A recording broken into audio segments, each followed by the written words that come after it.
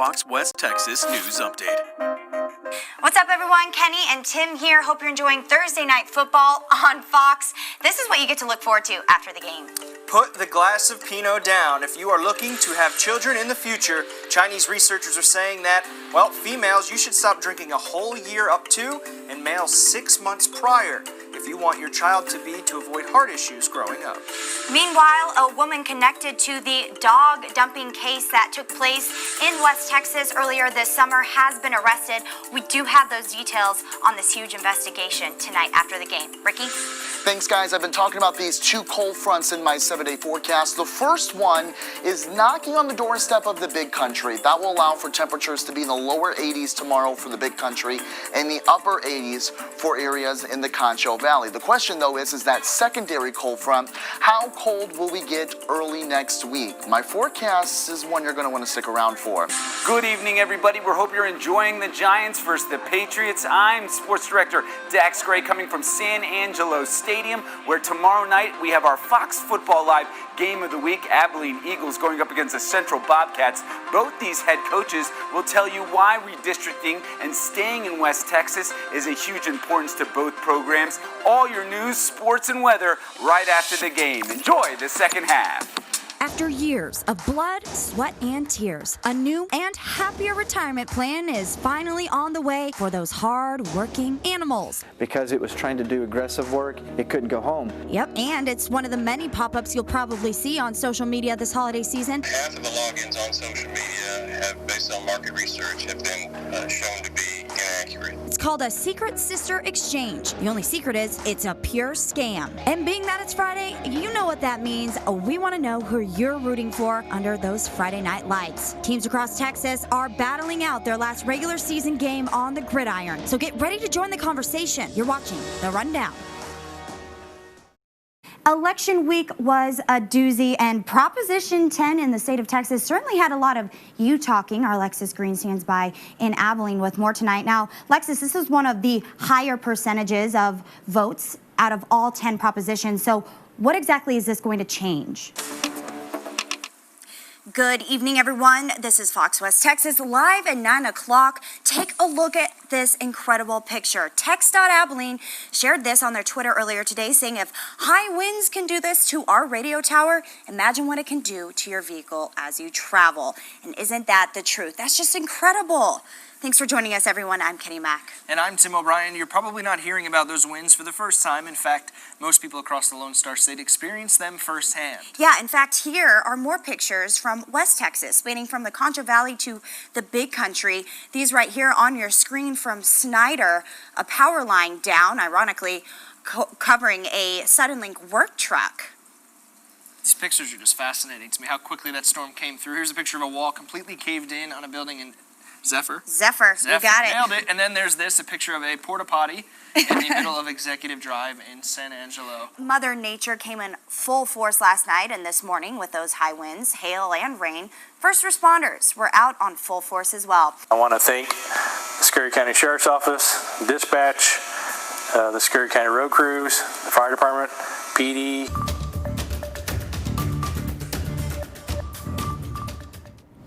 And they're trying to head east on Jefferson because they're blocked.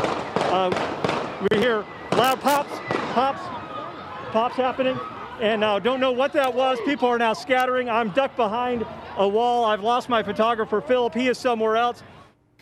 Louisville Metro Police confirmed 7 people were shot in the midst of a protest calling for justice, one of the many across the U.S. taking place this evening. The protest started around 7 p.m. on Thursday in downtown Louisville, continued into the early morning hours. Meanwhile, taking a look at protesters who swarmed Denver, blocking traffic and smashing vehicles while running from gunfire. Police tear gas after a demonstration turned violent, and protesters even stood in the middle of the interstate. A cell phone video actually has been shared widely across the country showing a driver moving through one group, walking on Broadway near Colfax in downtown Denver, and apparently intentionally hitting a protester. And as you can see there, they started chasing after that protester. Thanks for joining us on Fox West Texas Live at 9. Now, earlier this afternoon, protests began to form a little closer to home in Houston. Groups of people started forming in the streets just outside of downtown, and we're being told by our sister station KHOU that a Justice for George rally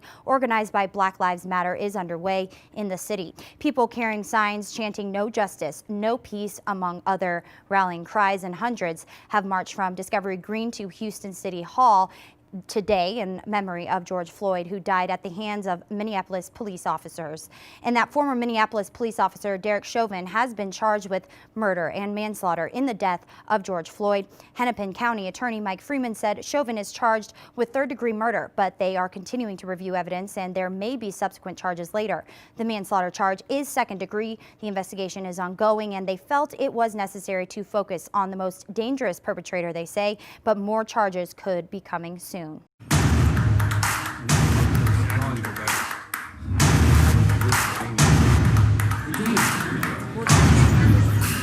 This is Mitchell Summers. I'm coming out to the launch party tonight. It's election day! The bond issues in both Abilene and San Angelo are a big deal tonight. So Alexis is just now joining us from Abilene. Hey. And it's perfect because she was next. Right, so we were talking about we're going to have a triple box at the very beginning. Because we used to have like both SAISD. He's talking about the bond. Of course, it's controversial here. Alexis, you are our first live shot tonight. Yeah. Okay.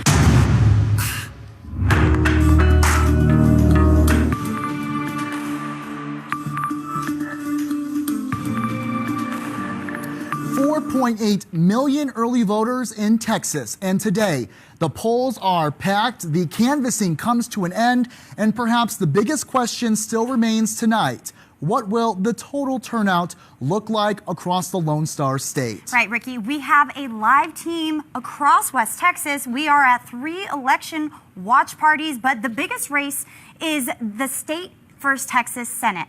We want you to be a part of this conversation, Kenny, as we always do on the Rundown. And we want to know, do you think that Texas could, with the momentum it has, become a blue state?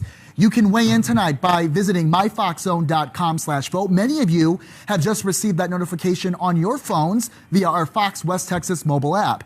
You can head over to the Vote Now tile and cast your votes there. We, of course, want to get right to the coverage, Keni. Right. We begin our coverage on this Tuesday, where the congressman from El Paso waits for the polls to close and the results to roll in. We start tonight in El Paso with our Teresa Woodard. Starting September 1st, 10 new gun laws will be going into effect in the Lone Star State. Here's what we're looking at. Landlords will not be able to ban renters from having guns in their apartments. School districts can no longer ban the firearms that are stored in locked vehicles, and licensed gun holders can legally carry in places of worship, unless their religious leaders specifically ban those weapons. And there's also a new law that goes into effect in response to Hurricane Harvey. You might have remembered during those mandatory evacuations, people were not allowed to bring their firearms with them. That's going to change. Texans who legally own firearms will be able to carry them in public after a state or natural disaster. Again, these laws go into effect September 1st. Thanks so much for joining us here on The Rundown, everyone. I'm Ricky Cody. And I'm Keni Mack. That brings us to our first story tonight. In the wake of the active shootings that continue to sweep our nation, many people are considering getting a firearm to protect themselves. But here's the thing, Ricky. There is a difference between knowing how to use a gun versus knowing how to use it under pressure and using it in a way that's more effective than it is harmful.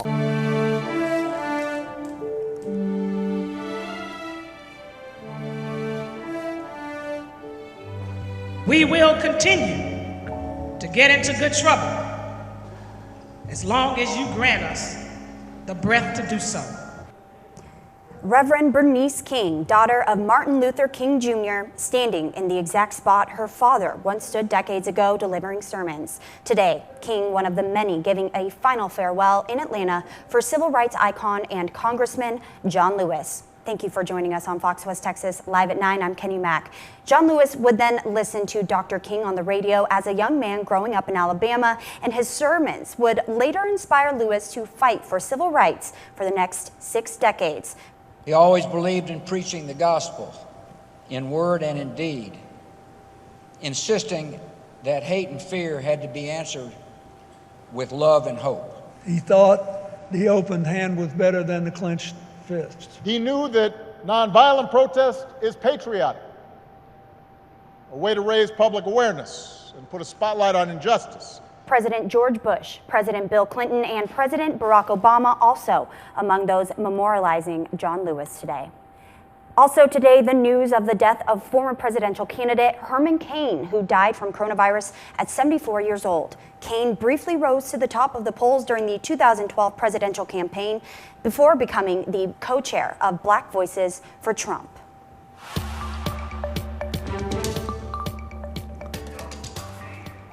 And the discussion over schools reopening continues. The superintendent of one of the largest districts in the big country, Abilene Independent School District, pushing for a delayed start to their school year. According to Superintendent Dr. Dave Young, a request to delay the school year from August 20th through August 24th will give teachers more time to prepare both their in-person classes as well as remote learning. Our reason for doing that is not out of any health concern, or we don't think we can safely welcome kids. Our reason for doing that is really just logistical processing.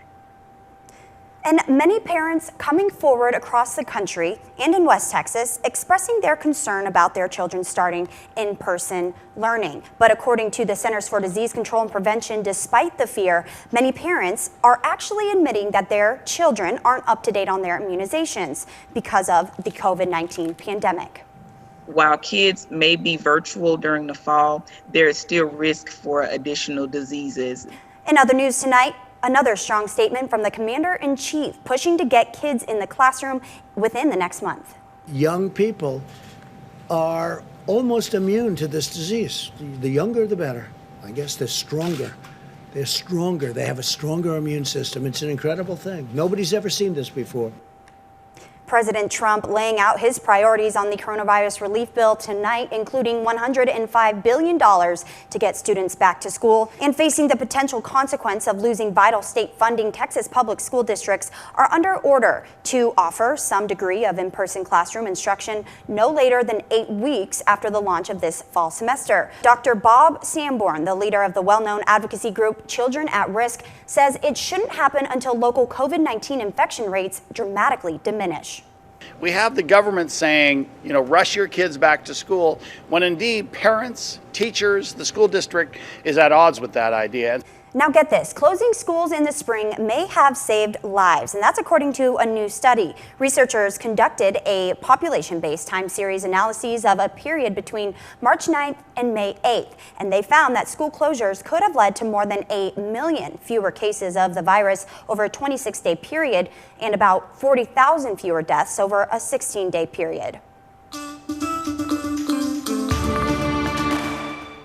Today, Governor Greg Abbott announced that the Texas Health and Human Services Commission will provide approximately $185 million in Emergency Supplemental Nutrition Assistance Program, or SNAP food benefits. For the month of August, as the state continues to respond to the COVID-19 pandemic, Texas economist Ray Perryman with the Perryman Group says that there's a 32.9% dip in the gross domestic product.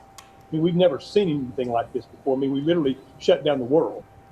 On a national level, negotiators got heated on the Senate floor after originally hoping that they would have a deal by Friday when the enhanced unemployment benefits run out. When I think about local news, I think about an entire life spent watching the same exact newscast. I want this new show to be something that's exciting, something that's entertaining, that's going to draw your attention and make you want to turn on the television, because that's what you deserve.